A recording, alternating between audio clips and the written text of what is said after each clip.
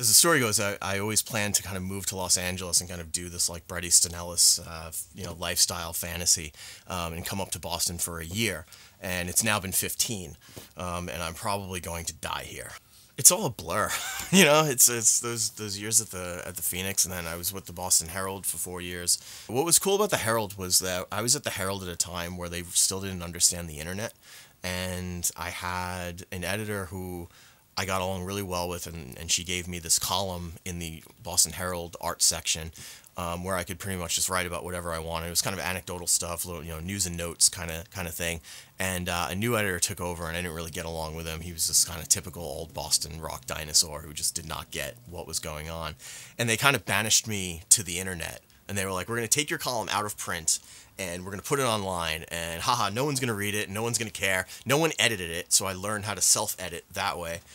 And it ended up being so far off the radar at the Herald that I was able to write about whatever I wanted. And if a band was doing a record release party at O'Brien's on a Tuesday night, I could write 1,000 words about it because I thought it was cool, and no one was over my shoulder saying, "No one cares about that, don't write about that, make sure you write about the Dropkicks playing a Gannis or whatever."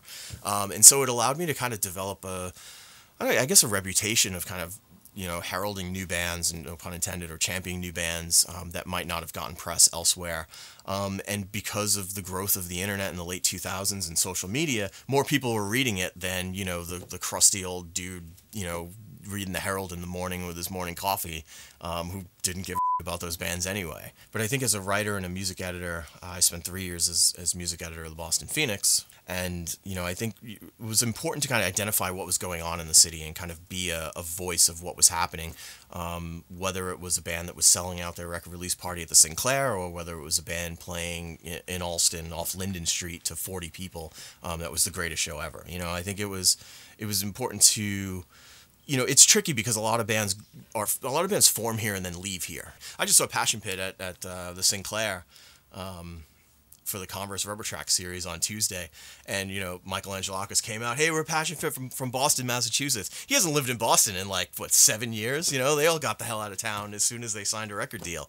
But they still say, "Hey, we're from Boston, Massachusetts," and everyone just went crazy and screamed. And probably half the people in that room were not here in 2008 when they first got started. That first Passion Pit show at the Pill was definitely not sold out, and I think the room was half full at the time for that show.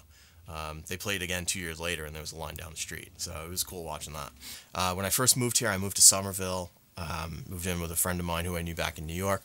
After 2 years, I moved to Allston. I got a place right on the corner of Harvard and Brighton Avenues, above what's now Refuge Cafe, and there was that energy that kind of just continued. You felt like you were part of the...